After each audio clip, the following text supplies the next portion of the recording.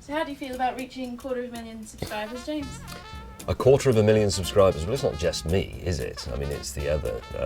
Hannah Fry's better looking than me, and some of the other bits of this channel are much more engaging. But I think, yeah, it's not bad. That's 1 subscriber for every year that I've been alive. At least that's how it feels.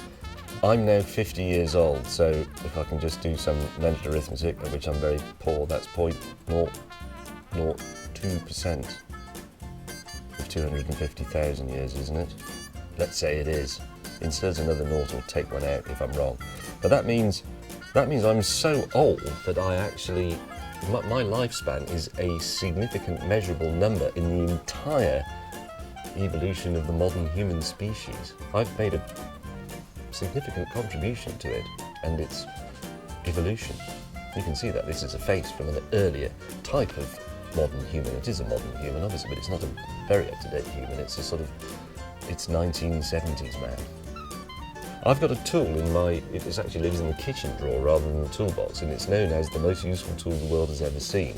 It's I suppose you'd call it a double-ended spatula. One end is square, the other end is pointed, and then slightly tapered before the point, and it's flexible and it has a thin handle in between the two ends, and I think it was intended for probably putting putty in windows or something like that, but then the flat end is very good for cleaning a particularly stubborn burnt bit out of the bottom of a frying pan, and you find the pointy end is good for digging things out of crevices around the home. It is actually good for applying plaster and repairing small bits in the wall. It's flexible so that it makes things flat. It makes an amusing comedy noise when you bang it on the edge of the table. It is the most universal device, item, that humankind has come up with. It has more applications than any other one single thing that has no moving parts in it, and quite a few that do. I mean, a tin opener only opens tins. I've never found another use for it. The other end of the handle opens bottles, fair enough. But that has got 3 moving parts in it. This thing is just a shaped piece of metal, and there is no job that it cannot accomplish in some way. So actually, if you had to send something out into space to say, this is what humanity meant, this is what it stood for, this was our achievement before we were wiped out by the nuclear holocaust or acid rain or an ice age or whatever, it's this. And other civilizations of supposedly superior intelligence will look at it and think, that's amazing. We've spent centuries and centuries developing all the things that make our society function. Actually, we just needed this bit of bent stainless steel. You can get them from B&Q, they cost about £3.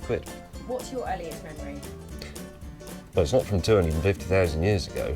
My earliest, that's a good question, because I often wonder about this, and sometimes I think I can remember being born, because it was very warm and I didn't want to be, but I think a lot of people get that, and that's probably a construct based around ideas and the security of the womb and all that. I think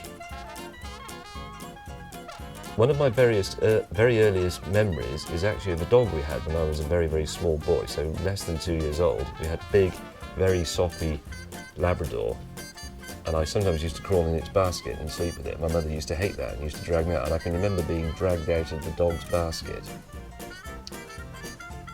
And I can also remember my older sister's face looming over me. That disturbed me greatly and still does.